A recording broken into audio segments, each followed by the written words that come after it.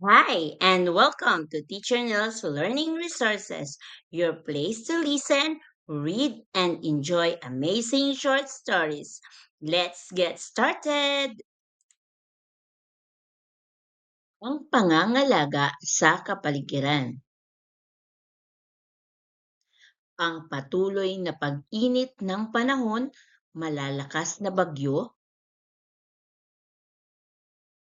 matinding pagbaha at iba pang sakuna na nagdudulot ng patuloy na pagkasira ng ating kapaligiran.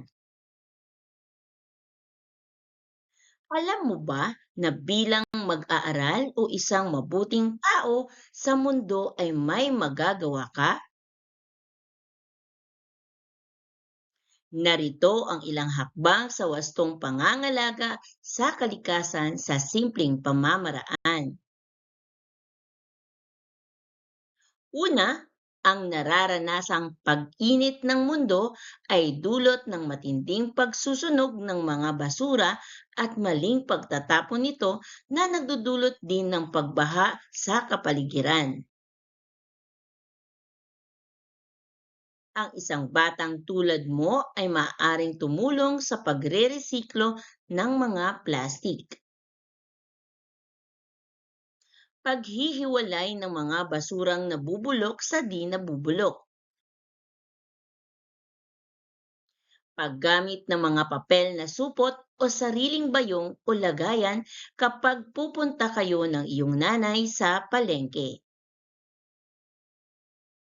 Ikalawa, ang pagbaha sa komunidad ay dahil sa pagtatapon ng basura kung saan-saan.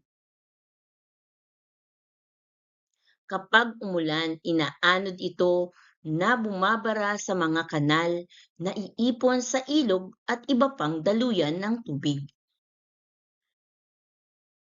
Itapon ang basura sa tamang tapunan at kapag kumakain habang nasa daan, ilagay muna ito sa bulsa at itapon kung may basurahan na.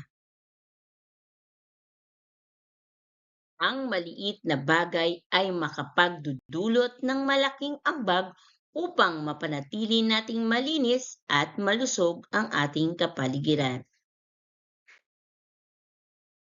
Gawin ito araw-araw at ituro din sa kapwa. That's it for today's story. Friends, if you had fun, give it a thumbs up, share it with your buddies, and hit that subscribe button so you won't miss the next adventure with Teacher Nels. Till next time, happy learning!